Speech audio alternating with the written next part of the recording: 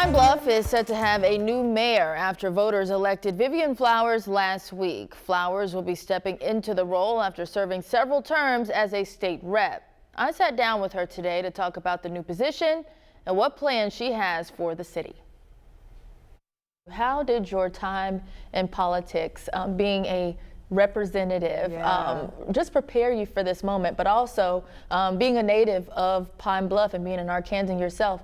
How did both of those prepare you for this moment?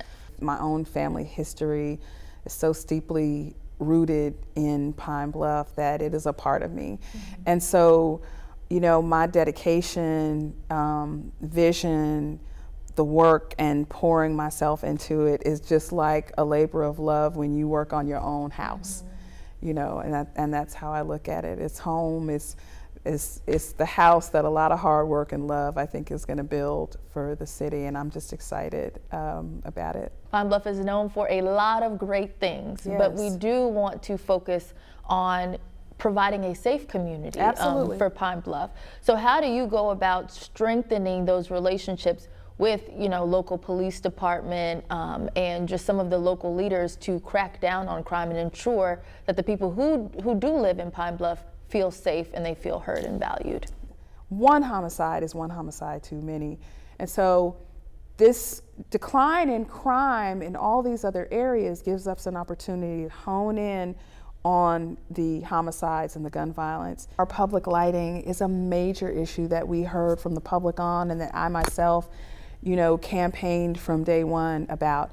Public surveillance. We've seen how technology can be an incredible tool in helping, you know, our police department. I want to circle back to one of the things you talked about earlier, is investing in youth. What does that look like to you? We already have a summer jobs program. How can we expand that? How can we improve that?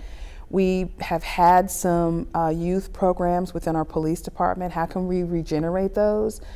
And we know that it would be beneficial and helpful to the city, to city government, but most importantly to youth, to provide you know, exposure to how government works through internships. Now, there have been a lot of rumors about potential apartments coming to Pine Bluff in the downtown area.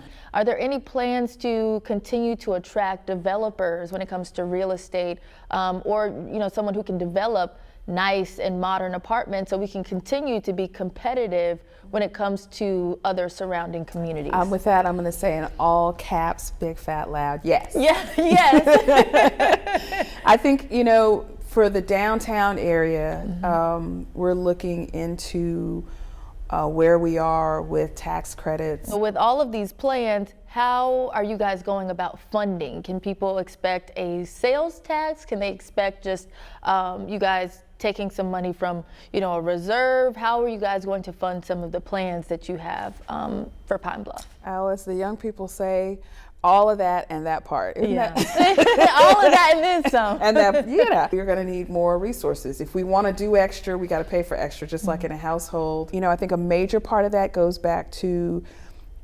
restoring and strengthening the public trust so that people know and trust when we say, hey, y'all, we're coming back and we want to propose a sales and use tax, but we will not do a forever tax. We are not interested in doing that. But we will do a tax that will provide funds to support, you know, initiatives that help strengthen our economy, with a focus on our tourism footprint, with a focus on our infrastructure. Yeah, Mayor Flowers will be sworn in on January 1st.